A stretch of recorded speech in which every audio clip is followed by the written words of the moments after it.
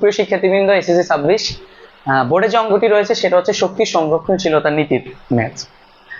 তুমি ধরে রাখো এটা পরীক্ষায় 100% আসবে, আমি এটাকে 100% বলবো, যে কোনো বোর্ডে এই প্রশ্নটা আসবে, মানে এই কনসেপ্টের প্রশ্নটা আসবে। কনসেপ্টের নাম হচ্ছে শক্তির সংরক্ষণশীলতা। অর্থাৎ আমার একটা বস্তু যখন উপর থেকে নিচে পড়ে, প্রত্যেকটা পয়েন্টে তার যান্ত্রিক শক্তি কি থাকে? সমান থাকে। এরকম একটা কনসেপ্ট এখানে আমার দেওয়া হয়েছে।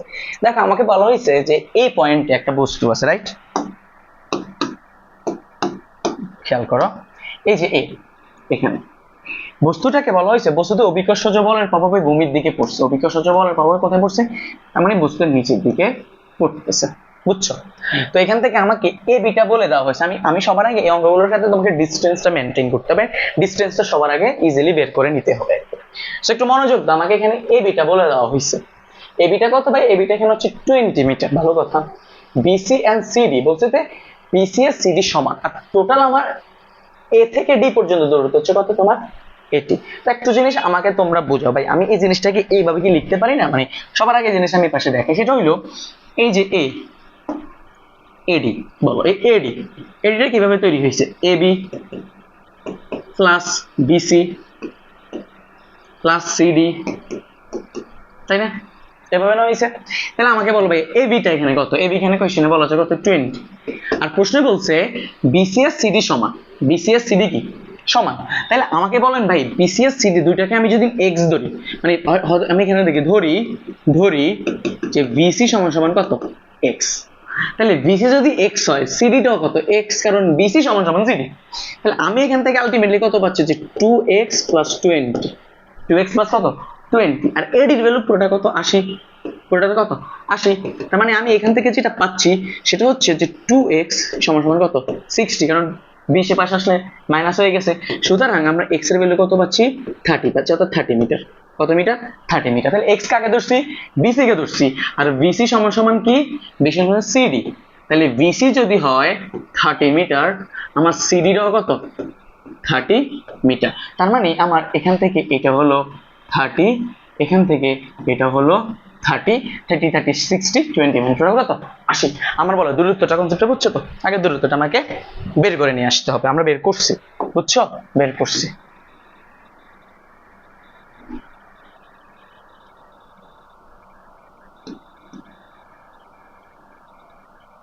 আচ্ছা,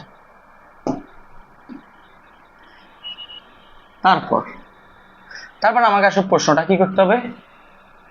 পড়তে হবে। এক পাশে সরাই রাখি, এটার কাজ শেষ। আমাকে প্রশ্নটা কি করতে হবে? পড়তে হবে। আসো প্রশ্নটা পড়ি। প্রশ্ন বলছে বস্তুটি এ এবং সি বিন্দুতে মোট শক্তি অপরিবর্তনশীল। মোট শক্তি কি? অপরিবর্তনশীল। মানে হইছে আমার এখানে কোথায় এ এবং সি বিন্দুতে, অর্থাৎ এ বিন্দু আর সি বিন্দুতে আমার মোট শক্তি। ভাইয়া মোট শক্তি কি? ভাইয়া মোট শক্তি হচ্ছে, খেয়াল করো, মোট শক্তি হচ্ছে গতি শক্তি। আমার হাতে লাগা খুবই খারাপ, বুঝিনি। হ্যাঁ, গতি শক্তি প্লাস কি? বিভব শক্তি, অর্থাৎ ইকে প্লাস ইপি, ইকে প্লাস কি? ইপি। এটা হচ্ছে মোট শক্তি বা যান্ত্রিক শক্তির কি ফর্মুলা। আচ্ছা, ভালো কথা। তো আমাকে এখানে বলা হয়েছে যে এ পয়েন্টে মোট শক্তি আর সি পয়েন্টের মোট শক্তি অপরিবর্তনশীল। তার মানে হলো কি? পরিবর্তন হবে না, দুইটা কি হবে? সেম হবে। ওকে, আসেন তাহলে আমি মোট শক্তিটা বের করি, বুঝছো? মোট শক্তিটা কি করি? বের করি। তো সবার আগে আমি যদি এ বিন্দুতে বের করতে চাই, কোন বিন্দুতে ভাই বলেন? এ বিন্দুতে বের করতে চাই। কোন বিন্দুতে? সরি, এ বিন্দুতে, ঠিক আছে। আসেন এই বিন্দুতে বের করে। তো এই বিন্দুতে আমার যদি গতি শক্তি সবার আগে বের করতে চাই, এই বিন্দুতে কি শক্তি? গতি শক্তি। তো গতি শক্তি আমার কি? ই কে এ ধরলাম। তো সূত্র কি? Half M V square. ভালো কথা। তো ভি স্কয়ার মানে কি? V square. এখন আসুন, আমার বস্তু থেকে এখানে স্থির ছিল না, বলো?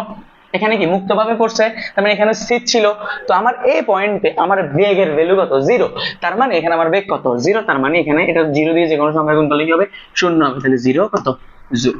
বুঝছো? তাহলে এই বিন্দুতে আমি গতি শক্তি পেয়ে গেছি। ভালো কথা। তাহলে এই বিন্দুতে বিভব শক্তি বের করব।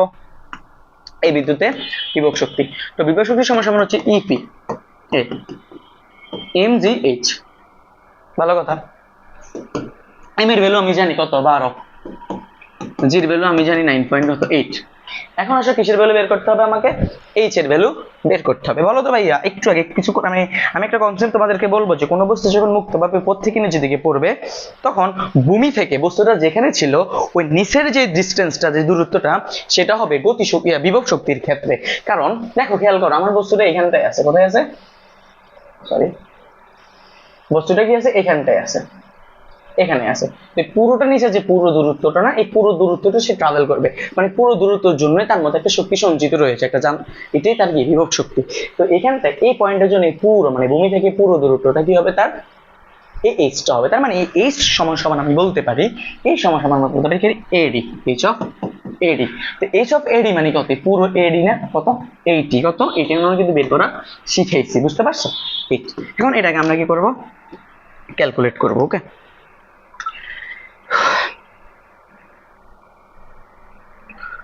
12 into 9.8 into কত 8, 9408 জুল। তাহলে আমার এই বিন্দুতে মোট শক্তি ইফি ই কে যোগ কি ইফি, প্রথমে এটা আমি বুঝাইছি, আমার ইকে কত আসছে 0, ইফি কত আসছে 9408, তো টোটাল কত আসছে 9408 জুল। তাহলে এটা হলো আমার কি এই বিন্দুতে মোট যান্ত্রিক শক্তি। আশা করি বুঝাইতে পারছি।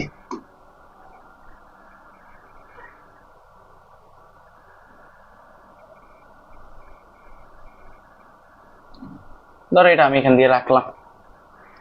এখন আমাকে কি করতে হবে ভাইয়া, আর কোন বিন্দুতে, সি বিন্দুতে। তাই আসলে সি বিন্দুতে আমরা এখন জিনিসটা বের করব। ওকে, সি বিন্দুতে আমরা জিনিসটা বের করব। কোন বিন্দুতে, সি বিন্দুতে।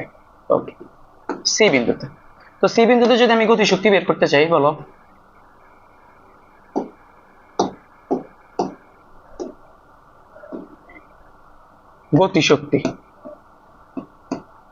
গতিশক্তি ই কে সি সমান সমান কত, হাফ এম ভি স্কয়ার। ভালো কথা।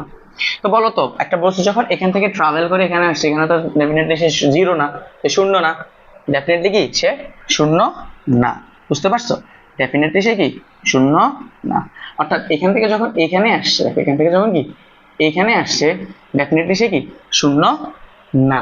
তার মানে এখানে একটু বেগ আছে, চলো আমি সেই বেগটা বের করে দেখাচ্ছি। তো সেই বেগটা কি আসলে আমরা জানি, ভি স্কয়ার সমান সমান হচ্ছে ইউ স্কয়ার প্লাস 2জি এইচ। ইউ স্কয়ার সমান সমান কত, 2জি এইচ। আদি বেগটা তো 0 ছিল, তাহলে 0 প্লাস 2জি এইচ সমান সমান 2জি এইচ। তাহলে আমি এখান থেকে লিখতে পারি যে হাফের হাফ এম এর এম ইনটু কত, 2জি এইচ। বি স্কয়ারের পরিবর্তে আমি এটা লিখতে পারি। প্রশ্নের জায়গা হচ্ছে 2 2 কাটা গেল, এইচটা কি ভাইয়া বলো তো? একটু আগে বললাম যে আমার জিনিসটা ট্রাভেল করছে কতটুকু ভাইয়া, দেখেন জিনিসটা এ থেকে সি তে আসছে, এতটুকু ট্রাভেল করছে, এতটুকু এখানে আসছে। তার মানে এখান থেকে এইখানের যে ডিসটেন্সটা সেটাই হচ্ছে আমার এটা এইচ। তো সেটা কি ভাইয়া, সেটা হচ্ছে আমার এসি। এইচ অফ কত, এসি। এইচ অফ কত ভাইয়া, এসি। বুঝতে পারছো? এসব হচ্ছে কি এসি। তো বলো এসিটা কি, দেখেন এসিটা হচ্ছে কি বলো, এ বি প্লাস বিসি না, বলো একটু চোখ দিয়ে দেখো, এ বি প্লাস বিসি না। তো বলো এ বি কোয়েশ্চেনের দাম আছে 20, বিসি আমরা প্রথমেই বের করছি কত, 30, কত 30, তার মানে কত 50, কত 50 মিটার। ওকে, তার মানে এসি এর ভ্যালু কত 50। তাহলে এম এর ভ্যালু কত ভাইয়া 12 না 15, সরি এম এর ভ্যালু কত 15 ইনটু, আচ্ছা আমার আগে আমি অঙ্কটা একটু ভুল করছি, এখানে আমি 12 দিয়ে করছি, বুঝছো? আগের অঙ্কটা আমি 12 দিয়ে করছি, তাহলে এটা আমি একটু 12 দিয়ে করি, বুঝছো? আমি আগের অঙ্কটা 12 দিয়ে করছি, তো তোমরা একটু এটাকে কারেকশন করে নিও, এখানে 15 হবে তো। আচ্ছা ধরো আমি 12 দিয়ে করছি, বুঝছো? একটু 12 দিয়ে করছি। আচ্ছা 15 যেহেতু 12 দিয়ে যেহেতু করতেছি, 12 দিয়ে দেবো।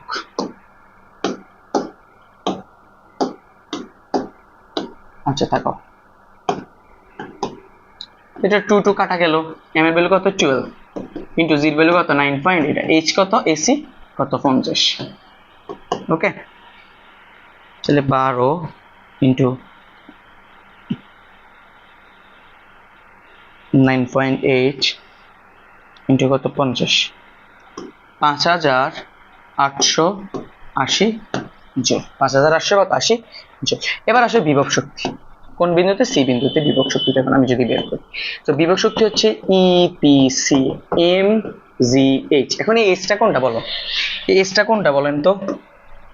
এইচটা কি এটা না, যে এই যে সি বিন্দু নিচের দিকে যতটুকু দূরত্ব কাজ করতেছে, বললাম না যে পয়েন্টের বের করবা তার থেকে নিচের এটা, তো সেটা কত? সেটা হচ্ছে এইটা সি ডি। কত? C D. তাহলে এই সব কত? C D. এই সব কত? C D. তাহলে এম এর ভ্যালু হচ্ছে কত? 12, জি কত? 9.8। এইসব সিডি, সিডির ভ্যালু কত? এখান থেকে এটা কত? 30 বের করছি, 30। তো সমান সমান এখন যদি লিখি আমি 12 ইন্টু 9.8 ইন্টু 30, 3528 জুল। তাহলে সি বিন্দুতে মোট শক্তি ইসি সমান সমান কি? ইকেসি প্লাস ইপিসি।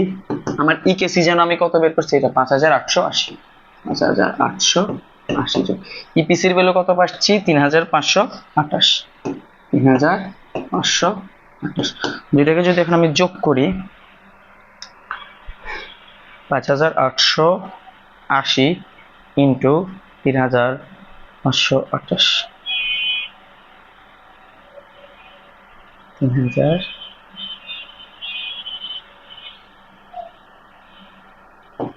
9408 জুল। এখন একটু তোমরা তাকাও ভাইয়া, একটু তোমরা তাকাও। আমি যখন এই বিন্দুতে করছি আমার কত আসছে দেখো, আমার কত আসছে? 9408 জুল। এখন সেম জিনিসটা যখন আমি সি বিন্দুতে করলাম, সেম জিনিসটা কোথায় করলাম ভাইয়া? দেখেন সি বিন্দুতে করলাম, আমি কত পাইছি? এই যে 9800, 400 কত? 8। অর্থাৎ দুইটাই কি সেম।